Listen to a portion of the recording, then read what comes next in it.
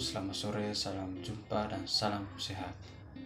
Perkenalkan, nama saya Yosefanto Jinggu, NPM 211031115, kelas 2021C, program studi pendidikan guru sekolah dasar dari Universitas Katolik Indonesia 1 Paulus Ruteng.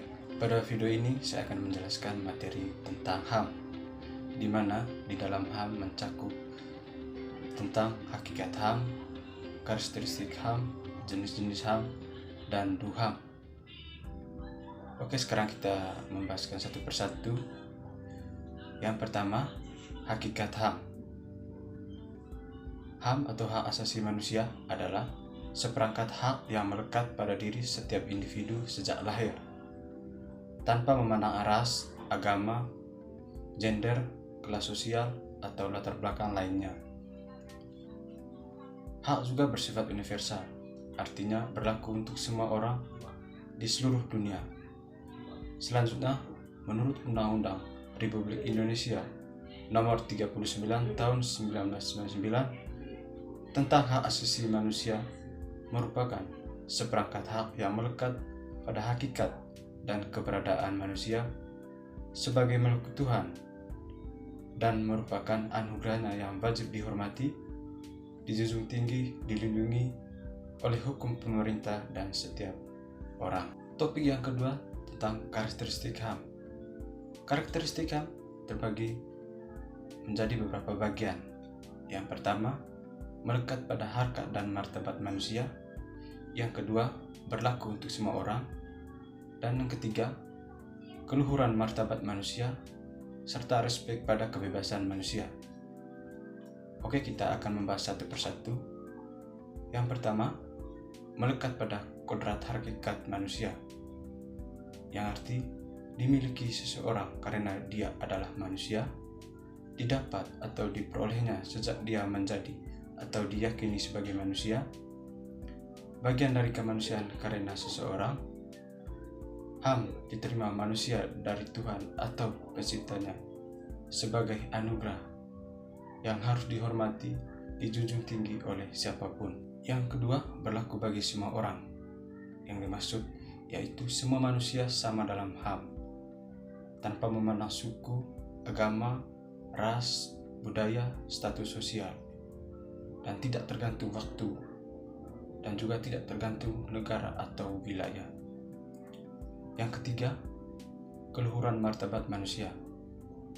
Yang dimaksudnya yaitu manusia memiliki HAM karena dia memiliki martabat yang luhur, akar dari keluhuran pada sesuatu yang intrinsik dalam diri setiap orang dan diakui oleh orang lain.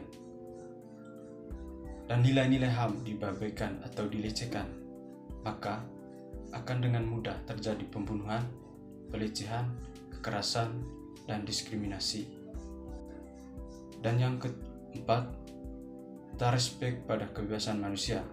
Yang dimaksud ialah kebebasan merupakan anugerah istimewa dari Allah dan diberikan sebagai tanda citra Allah dalam diri manusia.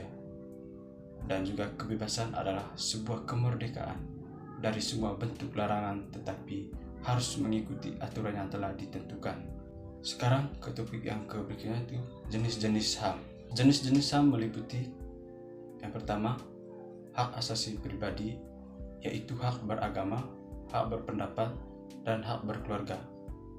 Yang kedua, hak asasi ekonomi, yaitu hak milik, hak jual beli, hak atas pekerjaan, dan hak atas mendapat tunjangan. Yang ketiga, hak asasi politik, yaitu untuk ikut serta dalam pemilihan dan menerima parpol dan hak untuk memilih bersuara. Yang keempat, hak asasi hukum, yaitu semua orang sama di depan hukum dan mendapat legalitas hukum. Yang kelima, hak asasi sosial dan budaya, yaitu hak untuk mendapatkan pendidikan, hak untuk kesehatan, hak mengembangkan budaya, hak untuk mengekspresi budaya.